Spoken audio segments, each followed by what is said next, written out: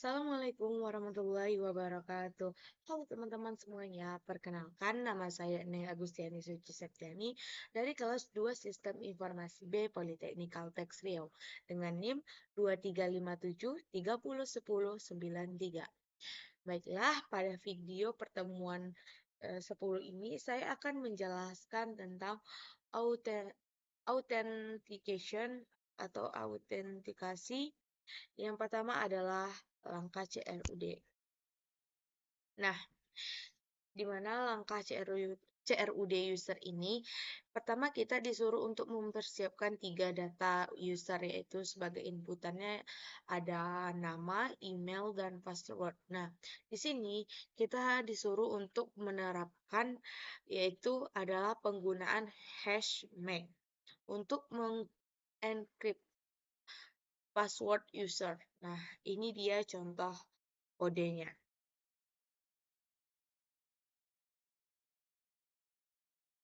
Ini sudah saya praktikkan pada pertemuan 10 hari Kamis yang lalu di laboratorium kampus. Nah, jika sudah encrypt, maka hasilnya akan seperti ini. Nah, jadi passwordnya itu enggak dengan nama muncul nih password asli kita lagi, maka akan menginputkan nilai atau value lain yang bukan betul-betul password kita. Agar apa? Agar orang lain tidak tahu apa password yang kita masukkan.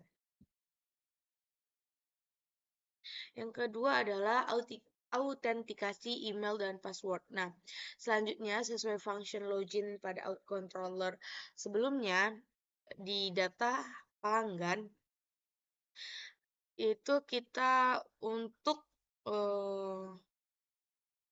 mengecek email dan password menggunakan hash check. Maka ini kita ganti menjadi seperti ini pada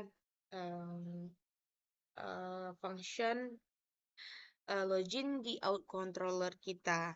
Nah, setelah menerapkan out login tersebut, maka session user sudah aktif dan dapat memanggil name, email, ataupun ID dari user yang sedang login dengan cara berikut. Nah, kita panggil menggunakan out tadi. Ada out user ID, out user email, dan out username. Nah, saya di sini hanya menjelaskan secara sekilas saja karena sudah kami praktikkan sekelas pada pertemuan 10 kemarin. Nah, selanjutnya ada langkah ketiga yaitu logout. Di mana logout ini menggunakan kode function logout. Jadi kita menambahkan function di out controller pelanggan dengan nama function logout. Nah, ini merupakan isi dari function logout tersebut. Di mana di dalamnya adalah ada terdapat session invalid ataupun regeneration token. Oh iya, kemudian kita harus menambahkan sidebar logout di dalam sistemnya. Langkah yang keempat adalah penerapan check. Nah, pengecekan apakah user sudah login dapat menggunakan kode check, maka kita akan menggantinya seperti ini. If check. Nah, contohnya di sini, jika kita ingin mengamankan halaman login agar tidak bisa diakses kembali setelah user login, maka pada out controller di function index dapat menerapkan yaitu public function index, yang dimana pada public function index ini terdapat if jika out check itu langsung meredirect ke dashboard kita. Seperti ini ya teman-teman. Nah, kemudian, jika ingin mengamankan halaman dashboard agar hanya bisa diakses oleh user yang login, maka pada halaman dashboard controller di function index dapat menerapkan seperti ini pula. Nah, fungsi if out check itu dia hanya diakses oleh orang yang memiliki passwordnya ya, memiliki akunnya gitu. Nah, kemudian adalah cara di atas hanya menggunakan function index untuk tidak bisa diakses. Untuk function lainnya seperti edit, create, store, dan destroy harus diterapkan juga sehingga akan banyak kode berulang dan tidak efisien. Nah, langkah terbaiknya adalah tetap menggunakan middleware dalam mengamankan sekaligus function. Nah, untuk middleware itu kami belum sampai penjelasannya kemarin di situ karena keterbatasan waktu. Jadi kami hanya sampai ke bagian autentikasi ini saja. Nah, itu saja penjelasan dari saya. Maka selanjutnya saya akan mempraktikkan tugas yang diberikan oleh dosen kami. Oke, baiklah. Selanjutnya saya akan membuat praktek yaitu dari pertemuan 10, di mana di sini dijelaskan kita disuruh membuat terapkan partial view pada project kita masing-masing. Kemudian ada halaman login dan logout-nya di partial view kan. Nah, kita langsung masuk ke VSCode-nya. Yang pertama itu ada bagian admin controller. Nah, di bagian admin controller ini terdapat function index, di mana di dalam function index ini terdapat juga outcheck-nya, di mana if outcheck $page data admin tadi, kemudian user out, kemudian kita return view admin index page date. Nah, else if outcheck return view login. Nah, dia apa login? Kemudian ada validasi. Validasinya itu terdiri dari nama, email, dan password. Nah, di mana password di sini itu wajib diisi. Nah, selanjutnya itu nah ini ada flash data juga.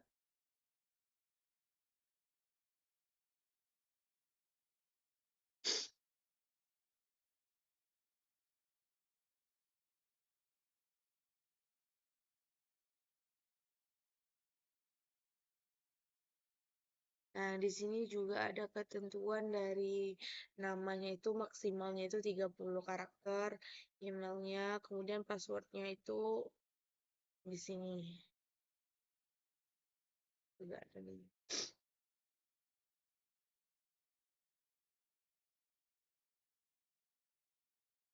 Kemudian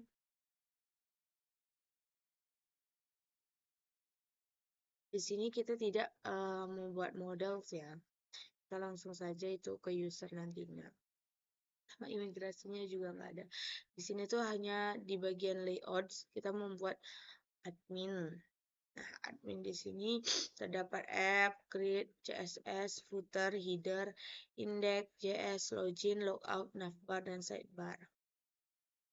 Nah, ini tampilan dari apps.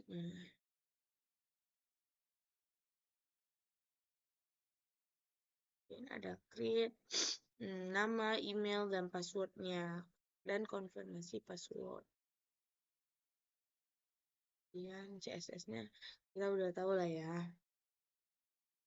Next footernya itu kayak misalkan tema tentang blog sama kontak. Nah, terus ada email, nama, email, passwordnya.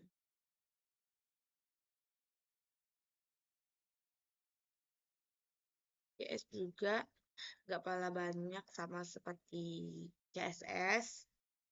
Kemudian ada admin login, ada email, password, member loginnya.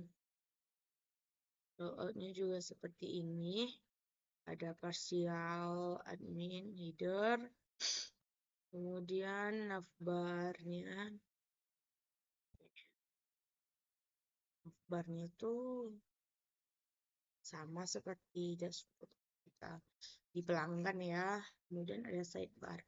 Nah, di dalam sidebar ini ada daftar adminnya, mitra, ada logout juga. Kemudian yang tidak ada di bagian routingnya ya, bisa kita lihat saya menggunakan ini.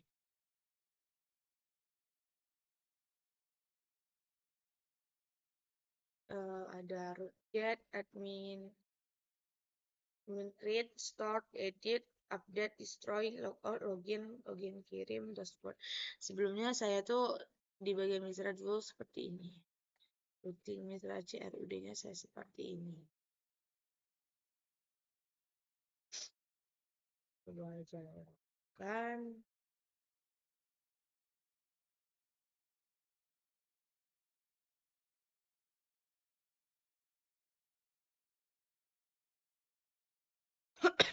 Kita login.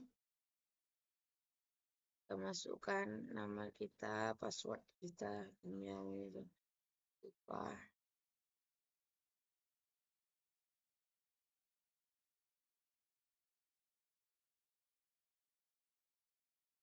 Oh, tidak bisa karena passwordnya salah. Jadi kita ulang masuk lagi. Kita coba lagi. Nah, sini akan muncul tampilan dashboard pelanggan mitra adminnya seperti ini. Nah, ini dia ada yang kita bahas tadi. Oh, ini saya lupa menambahkan actionnya ya. Misalkan saya ubah, ada 6 admin, email, passwordnya, actionnya saya lupa. Kemudian ada logout.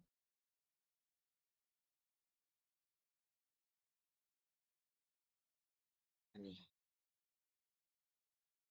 mbak data, mbak admin. Masukkan nama adminnya itu misalnya bisa aja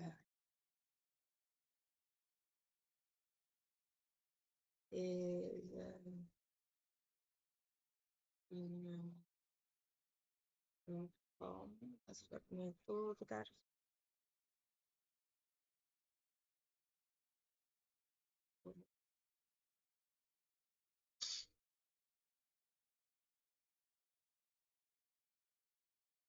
oke. Maka penambahan data berhasil. Edit. Nah, dia akan muncul passwordnya seperti ini. Maka kita harus mengingat password kita. Coba kita ganti passwordnya jadi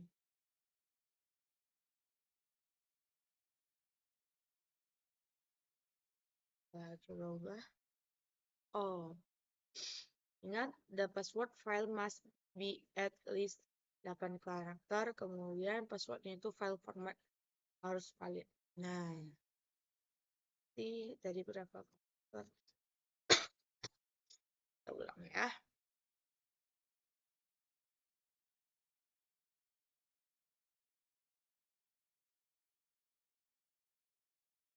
Sorry. Passwordnya itu harus valid ya. Seperti yang kita mau tadi, dia harus menggunakan minimal salah satu huruf besar dan harus ada angkanya.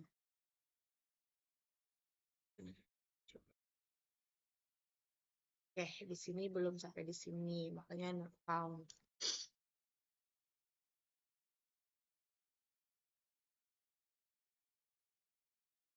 Bisa kita hapus. Oke, penghapusan data berhasil. Juga ada logoutnya di sini. Tapi logoutnya itu balik lagi ke login. Saya belum membuat secara lengkap, tetapi tadi itu sudah bisa logout. Cuman tadi mungkin ada yang saya ubah, makanya jadinya seperti ini. Tadi itu seharusnya tampilan di sininya itu nggak kayak gini, login lagi, tapi selamat data admin, kemudian ada tombol button warna merah logout. Tuh. Cuman tahap yang saya ubah tadi makanya jadi seperti ini. Mungkin itu saja penjelasan saya dari pertemuan 10 ini. Lebih dan kurang saya mohon maaf. Saya akhiri. Wassalamualaikum warahmatullahi wabarakatuh.